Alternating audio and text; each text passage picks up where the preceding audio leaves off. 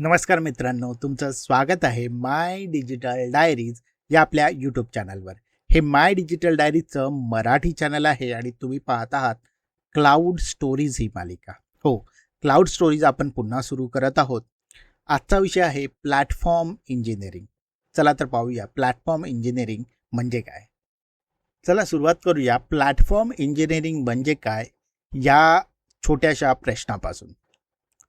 कल्पना करा, एक मोठं हॉटेल आहे जिथे 100 शेफ काम करत आहेत. प्रत्येक शेफला जर स्वतःची भाजी विकत आणावी लागली, स्वतःची गॅस जोडणी करावी लागली, स्वतःची भांडी धुवावी लागली, तर जेवण बनवायला किती वेळ लागेल. म्हणूनच हॉटेलमध्ये एक स्वतंत्र टीम असते जी आधीच सगळं तयार ठेवते. भाजी कापलेली असते, मसाले तयार असतात, भांडी स्वच्छ.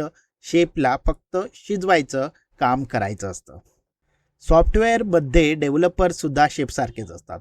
त्यांना नवीन फीचर्स बनवायचे असतात, नवीन कल्पना अंमलात आणायच्या असतात. पण त्याआधी त्यांना सर्व्हर उभा करावा लागतो, सिक्युरिटीची सगळी काळजी घ्यावी लागते, वेगवेगळे टूल्स जोडावे लागतात. हे सगळं वेळखाऊ आहे, नाही का. प्लॅटफॉर्म इंजिनिअरिंगची जी टीम असते नेमकं हेच काम आधीच तयार ठेवते. ते एक असं स्वयंपाकघर उभं करते जिथे डेव्हलपरला हवं तेव्हा कुणाचीही वाट न बघता सगळं जाग्यावर मिळतं. गार्टनर नावाची जी जगप्रसिद्ध संस्था आहे ती सांगते की 2026 पर्यंत मोठ्या कंपन्यांपैकी जवळपास प्रत्येक मोठ्या कंपनीकडे स्वतःची अशी प्लॅटफॉर्म टीम असेल. 2022 मध्ये हे प्रमाण फक्त निम्म्याहून कमी होतं.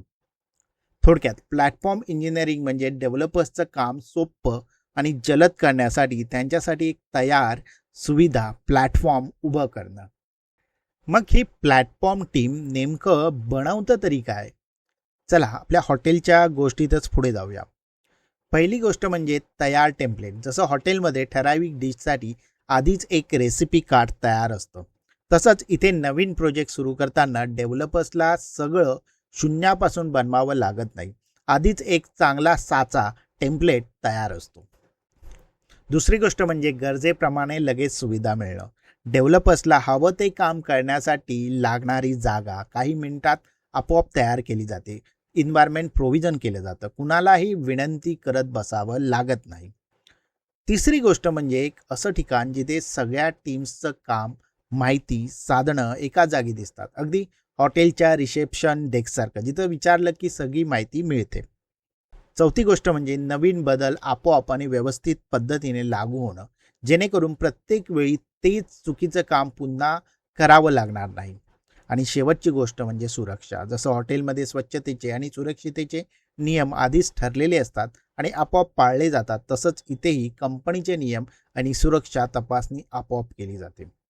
थोडक्यात प्लॅटफॉर्म टीम वापरायला सोपं असं किचन उभं करते, जे प्रत्येक टीमला लगेच वापरता येते. इथे किचन म्हणजे सॉफ्टवेअर टीमसाठी लागणारं इन्व्हायरमेंट प्लॅटफॉर्म. आता तुम्हाला प्रश्न पडला असेल, हे तर डेव्हऑप्स सारखंच वाटतंय, मग हे वेगळं नाव कशाला. हा प्रश्न खूप जणांना पडतो. चला ह्याचंही एका उदाहरणानेच फरक समजून घेऊया. डेव्हऑप्स म्हणजे एक विचारसरणी. डेव्हलपमेंट करणारे आणि चालवणारे लोकांनी एकत्र येऊन एकमेकांची जबाबदारी वाटून काम करावं, हा तो विचार. हॉटेलच्या भाषेत सांगायचं झालं तर शेफ आणि मॅनेजर यांनी एकमेकांशी बोलून एकत्र काम करावं, ही ती कल्पना. पण नुसता विचार असून उपयोग नाही, तो प्रत्यक्षात आणण्यासाठी काहीतरी ठोस लागतं. आणि इथेच प्लॅटफॉर्म इंजिनिअरिंग येते. जसं डेव्हऑप्स म्हणजे एकत्र काम करण्याचा विचार असेल, तर प्लॅटफॉर्म इंजिनिअरिंग म्हणजे तो विचार प्रत्यक्षात आणण्यासाठी लागणारं खरंखुरं किचन आणि साधनं उभी करणे, म्हणजेच प्लॅटफॉर्म उभे करणे. म्हणजेच प्लॅटफॉर्म इंजिनिअरिंग डेव्हऑप्सची जागा घेत नाही, उलट तो डेव्हऑप्सला बळकट करतो, त्याला प्रत्यक्षात उतरवतो. आणि याचा नक्की काय फायदा होतो. रिपोर्ट्स सांगतात ज्या कंपन्यांकडे अशी चांगली तयार सुविधा आहे तिथे नवीन बदल 30 ते 50% जलद पूर्ण होतात आणि डेव्हलपर्सचं कामही अगदी सुरळीत आणि आनंददायी होतं. थोडक्यात डेव्हऑप्स ही विचारसरणी आहे, थॉट आहे, आणि प्लॅटफॉर्म इंजिनिअरिंग ती विचारसरणी प्रत्यक्षात आणणारं साधन आहे. मग या क्षेत्रात जर करिअर करायचं असेल तर नक्की कुठून सुरुवात करायची. सगळ्यात आधी क्लाउड म्हणजे काय ते नीट समजून घ्या. AWS, अजूर किंवा गुगल क्लाउड यापैकी कुठलेही एक निवडून त्याची बेसिक माहिती घ्या. त्यानंतर कंटेनर्स आणि कुबरनेटिव्स शिका. आजकाल बहुतांश जो एन्व्हायरमेंट तयार केला जातो तो याच्यावरच तयार केला जातो. पुढे इन्फ्रास्ट्रक्चर स्वतः कोडप्रमाणेच लिहायला शिका, जेणेकरून तेच काम पुन्हा पुन्हा सहज करता येईल. त्यानंतर नवीन बदल आपोआप आणि सुरळीत पद्धतीने कसे लागू करता येतील ते शिका. आणि असं एखादं ठिकाण म्हणजे उभं करा जिथे टीमचं सगळं काम आणि माहिती एकत्र दिसेल. तेही कसं करायचं तेही शिकून घ्या. सुरक्षेचे नियम, सिक्युरिटीचे नियम आपोआप लागू करायचे हे समजून घेणंही तितकंच महत्त्वाचं आहे.